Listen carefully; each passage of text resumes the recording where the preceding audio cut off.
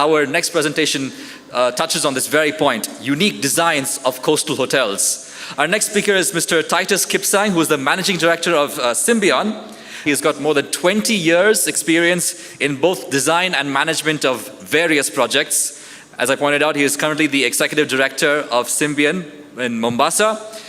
And in this role, he has successfully handled a variety of projects in hospitality, commercial and residential sectors. And he's going to be speaking to us about unique designs specifically in coastal hotels. So, Mr. Kipsang, the stage is yours.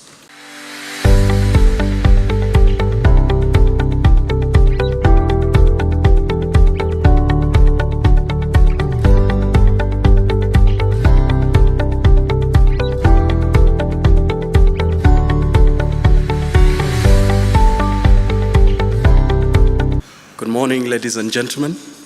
I'd like to thank IDE for this opportunity to speak to you this morning. I'm not going to make you architects. I'm not going to speak about something that is new, but I'm going to echo almost what the Minister C.S. Palala said yesterday on how to ensure that we've created products in the hospitality industry at the coast that give much more than just a product, that grow that experience. I know when we talk about the coast, wherever you are in the world, the coast tends to give you a different perception, a different experience. In East Africa, the coast tends to give us one of the most exciting moments. When we speak of Mombasa or the coast, those are the images that come into our mind. We conjure the image of a sure coastline. We conjure the image of white sandy beaches. We conjure the images of Fort Jesus. We conjure the images of certain other attractions that may not be very common and may not be apparent to you. But those are only what we see. Maybe there is much more to these images that we could grow. Like, for example, traveling quite a bit in the world, you find that actually our beaches are whiter than any other. And so the sand that we talk about as white is really white sandy beach. The Ashua coastline is really Ashua. And we could grow that to enhance experience. Fort Jesus is an attraction, but it's not enough to say, go to Fort Jesus. I think recently we had Safaricom hosting a very good concert in Fort Jesus. Maybe the hoteliers could grow that as an opportunity to enhance that experience of our guests at the coast. Maybe a bit of a challenge, but those are attractions that are apparent and available at the coast. When we talk of the coast, we cannot forget the food. The coconut being a very important concept that goes through each and every, most of the meals that we take at the coast tend to have a drop of coconut in them. The spices tend to be a very important aspect of our food at the coast. Growing that culture and making the experience memorable through the food that people will take is something that can make the products that we have at the coast much more unique. When we talk of the coast, as the minister said yesterday, traditionally it's been sunbathing, a bit of swimming, and then go back to the room. I think there is much more to what is available. And yeah, I want to almost take a different view and take the heart of an architect and say, we would love to design products in the middle of the sea, but we don't have that opportunity at the moment because the laws say we limit ourselves to 30 meters to the high water mark. Please don't develop any further than 30 meters. But how would you experience the underworld of the sea if you cannot be allowed to put in a restaurant in the middle of the sea and allow the guest to experience that element while he's having his lunch or dinner? Those are some of the things that we think we need to change in order to enhance the experiences. The jet skis and all those have been there, but I think we could do much more. We could do water sports that can enhance our experiences with the sea. When we talk of the coast also, we can't forget the culture. The culture of the people of the coast is very, very, very dynamic, as dynamic as some of the methalis that you find on the kikois that you wear the coast. There is Swahili sayings that pass very meaningful advices to us. As dynamic as the cultural festivals that happen there, I think we could grow that much more. We've got the Maulid festival that happens annually in Lamu. It's a very big tourist attraction, but is that all? There was a time the CS was a mayor in Mombasa, and I think we used to have an annual cultural festival in Mombasa, and that was quite a big do. Maybe we could increase that. Maybe we could enhance that in order to ensure that the experience that our guests enjoy while sampling these products at the coast is much more. The architecture of the coast is also unique. We've not exposed that sufficiently enough. There are cities in this world that receive guests just because those guests are going to tour the architecture of those cities. Milan, Rome, or any other cities in the world receive quite a number of tourists who are going there just to sample the architecture. I think we have plenty of architectural masterpieces in the coast that we could use to enhance the experience of our tourists. But beyond that, we acknowledge that in order for this architecture, the coast, to come out very well, we have to contextualize that architecture. And so as an architect, whenever we get a commission, our biggest priority is to ensure that that experience is influenced by the culture of that neighborhood. The culture of the coast is Swahili. That is the biggest influencer to architecture. That Swahili could be in the food. Swahili could be in the decorations. Swahili could be in the religion. But it's that all that can influence the architecture. Maybe we could take the architectural elements that are available at the moment at the coast and be able to utilize them in order to enhance and make that piece of architecture more relevant to the context that we have in.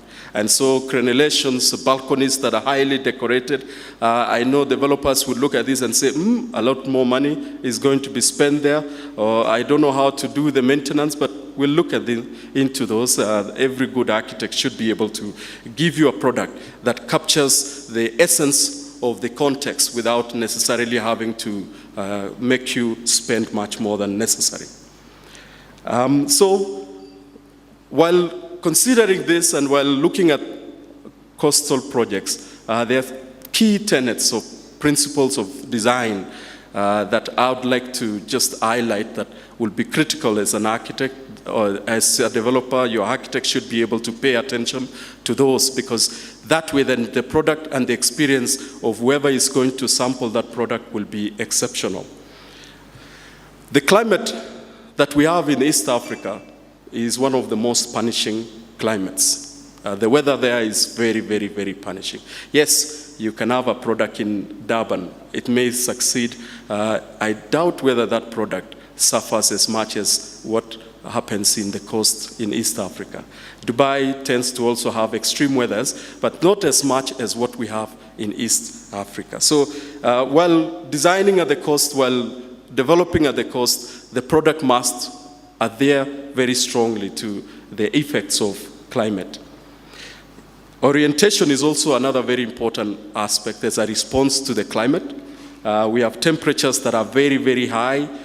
We have the element of heat that comes in, and how to ensure that spaces are naturally cooled is very, very key. So if you orient your buildings properly, if you plan them properly and ensure that those hotel rooms and public spaces are oriented well, they can be able to cool nicely and be able to ensure that your return on investment in those developments and experiences of the guest are acceptable. The other element is material that we pay special attention to. Yes, we have a lot of material suppliers here. We would love to import some of that material, but we've realized that the material that is available locally tends to have a higher resilience to the effects of weather. The material that is luckily available also tends to, becomes an easier maintenance material in terms of keeping it acceptable, giving it to wear and tear throughout the period of its usage. Coconut has got a very high usage in furniture, coconut in the makuti, coconut in the columns. All that tends to be a very important aspect of constructing products, tourism products that are acceptable and that will give you the experience that we're talking about as unique. The second last very important point is the element of maintenance. Just a bit, yes. Maintenance is a very key aspect of designing products that last longer in the coast. And I know in my walk around yesterday and today morning, many of the people find it unique that I asked, will it withstand the weather? Stainless steel 303, 304, 302 can withstand the weather anywhere else. 306 can withstand the weather anywhere else.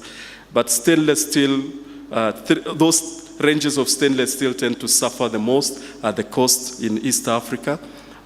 They don't last very long, and we've had to resort to stainless steel 316, for example, as the product that can withstand the elements of weather.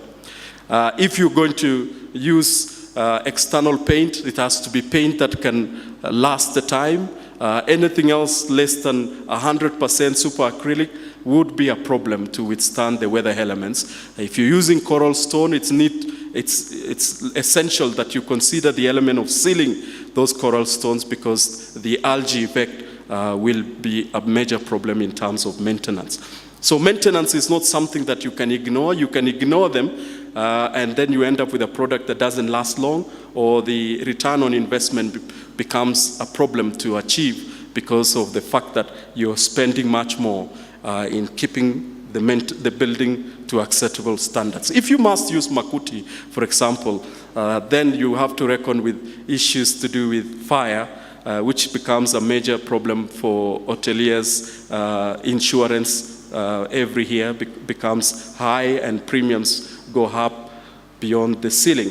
So there is a product that we're now introducing into the coastal climates. If we must use makuti, we can use the synthetic thatch product that can withstand the time and still give you insurance against fire. The last and the most important aspect of designing at the coast is keeping to the standards. We said we must attract that guest from outside who is familiar with these standards. And if they don't benchmark to those standards, then that product that we are getting to the market at the coast may not be received well. It must be a building that can be accessed easily. It must be a building that it can actually withstand or guarantee safety in case of fire. Building that is secure for the guest to be able to feel safe inside. So all that is just a simple 5 key principles that we normally pay attention to. While looking at also standards, we tend to look at the element of innovation. Somebody presented yesterday on disinnovation, and I think it resonated with us a lot.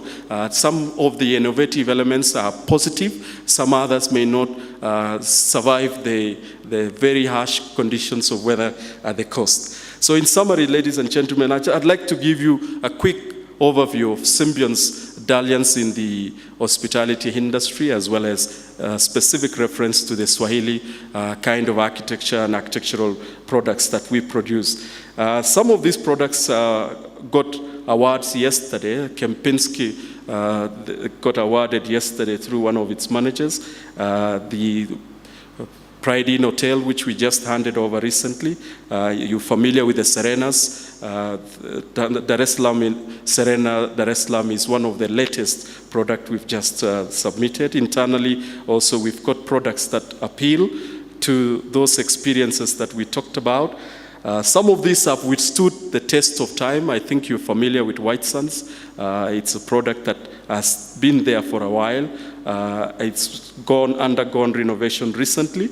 There is Pride Inn that we mentioned yesterday as a convention center by the beach. It was an idea that I think didn't look like an idea that would make sense initially when we were coming up with it. But ultimately, it looks like a product that was waiting to happen, and it's been successful. Thank you so much for listening to me. I think it's been an opportune time to understand how to ensure that we have successful products at the cost. We may talk the tourism industry elsewhere, but the cost still appeals, and it's still a very good investment place for hotel industry. Thank you.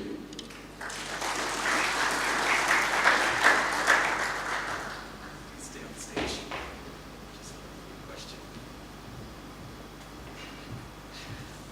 Thank you very much. Do we have any questions? Maybe we have time for just one very swift question.